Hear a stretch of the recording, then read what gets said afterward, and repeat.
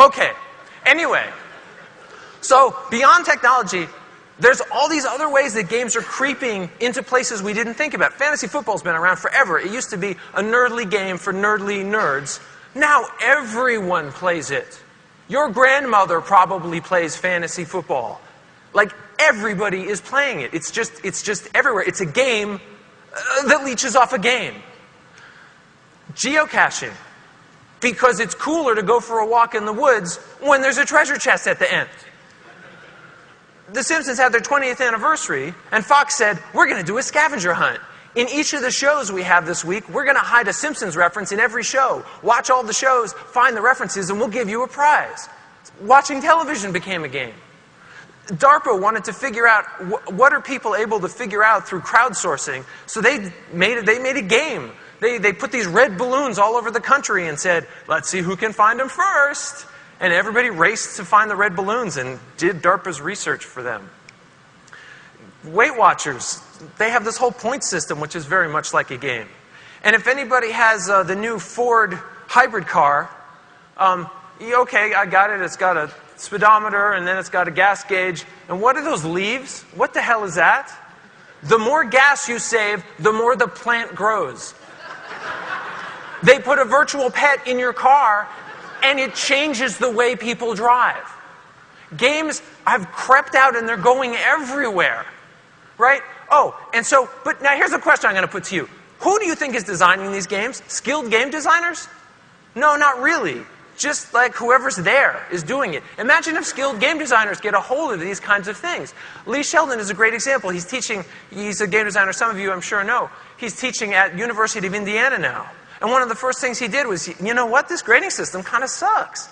Because school's a game, right?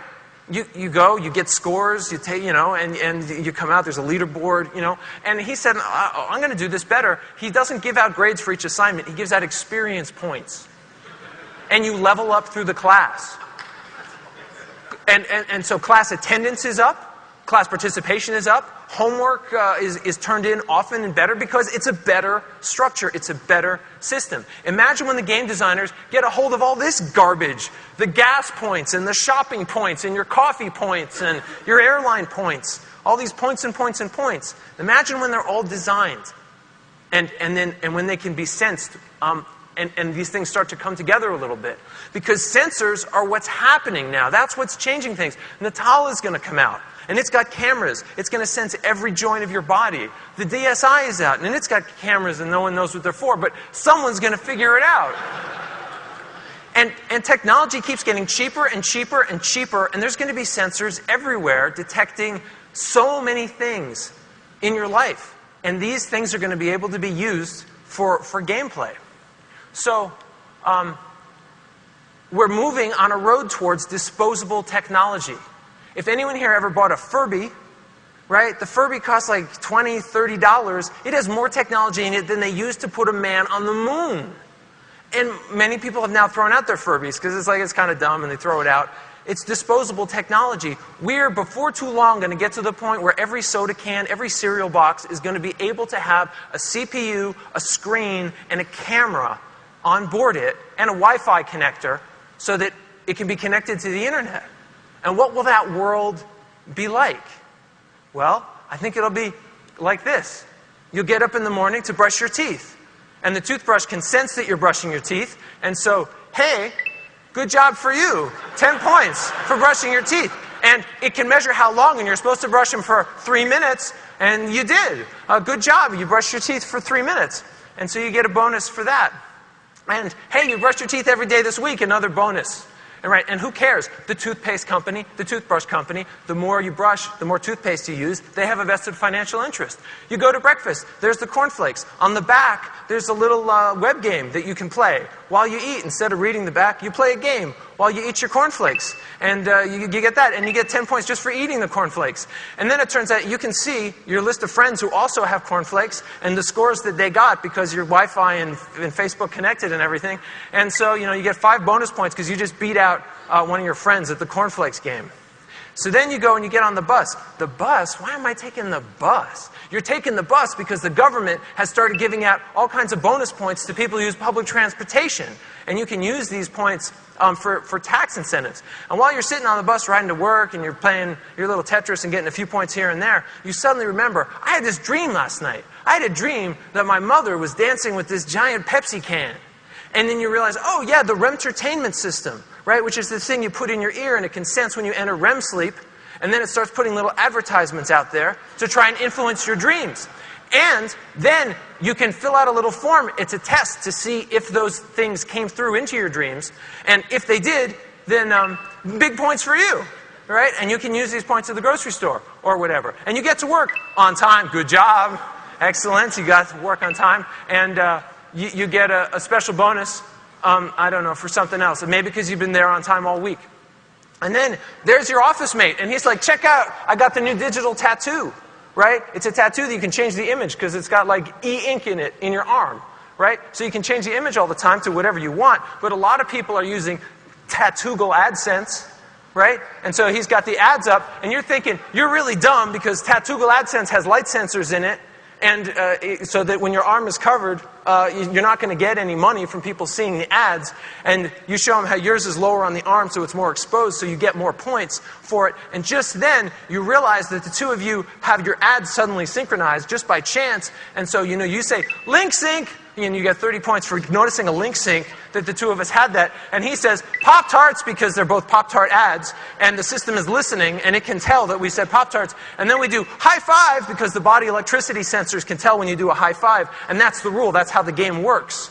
That when the ads line up, because it makes you pay more attention to the ads. Because that's how these games will work. The games will be tricking you to pay more attention to ads.